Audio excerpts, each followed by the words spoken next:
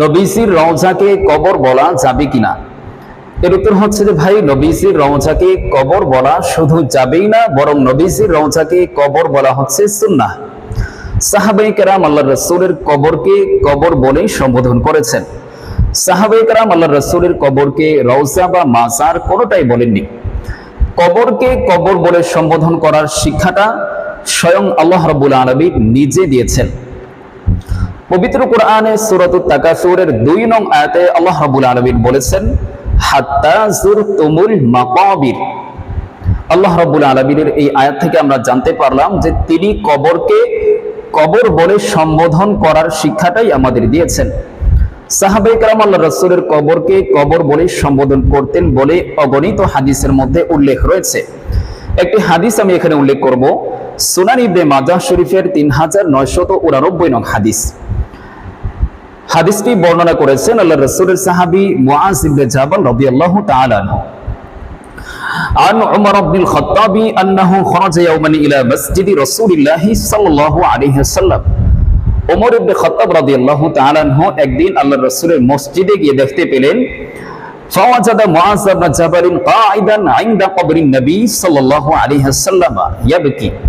যে মুআজ ইবনে জাবাল রাদিয়াল্লাহু তাআলা আনহু ইনদা কবরিন নবী সাল্লাল্লাহু আলাইহি ওয়াসাল্লাম ইয়াবকি, আল্লাহর রাসূলের কবরের পাশে বসে কান্না করতেছেন।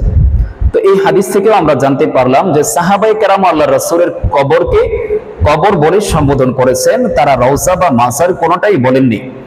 স্বয়ং রাসূলুল্লাহ সাল্লাল্লাহু আলাইহি ওয়াসাল্লামও পূর্ববর্তী নবীদের কবরকে কবর বলেই সম্বোধন করেছেন, রওজা বা মাজার কোনোটাই আল্লাহর রাসূল বলেননি।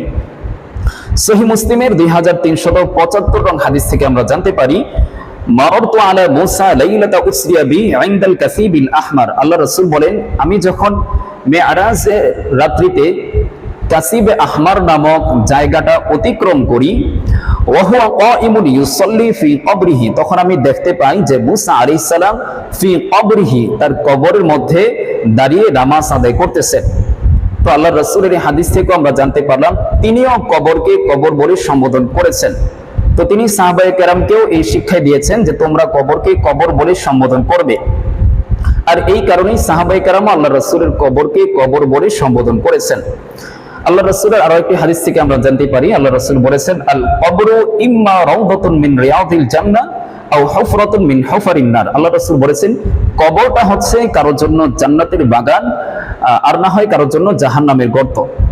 কবরের অভ্যন্তরীণ অবস্থার কথা আল্লাহর রাসূল বলেছেন যে কবরের অভ্যন্তরীণ অবস্থাটা কারোর জন্য জান্নাতের বাগান হয়, আর না হয় কারোর জন্য জাহান্নামের গর্ত হয়। তো আল্লাহর রাসূল এখানেও কিন্তু কবরকে কবর বলে সম্বোধন করেছেন। সুতরাং এতটুকু আলোচনা থেকে আমরা জানতে পারলাম যে আল্লাহর রাসূলের রওজাকে শুধু কবর বলা যাবেই না, বরং আল্লাহর রাসূলের কবরকে কবর বলা হচ্ছে সুন্নাহ। কেউ যদি আল্লাহর রাসূলের কবরকে কবর বলে তাহলে তার সওয়াব হবে, নিঃসন্দেহে সওয়াব হবে, এতে কোনো সমস্যা নেই। আমাদের দেশে অনেক মানুষ আল্লাহর রাসূলের কবরকে কবর বলতে ভয় পায়, তারা মনে করে কবর বললে হয়তোবা গুনাহ হবে। তো যাই হোক, এতটুকু আলোচনা থেকে আমরা জানতে পারলাম যে আল্লাহর রাসূলের কবরকে অবশ্যই কবর বলা যাবে, বরং আল্লাহর রাসূলের কবরকে কবর বলে সম্বোধন করা হচ্ছে সুন্নাহ, আল্লাহর রাসূলের পদ্ধতি এবং সাহাবায়ে কেরামের পদ্ধতি।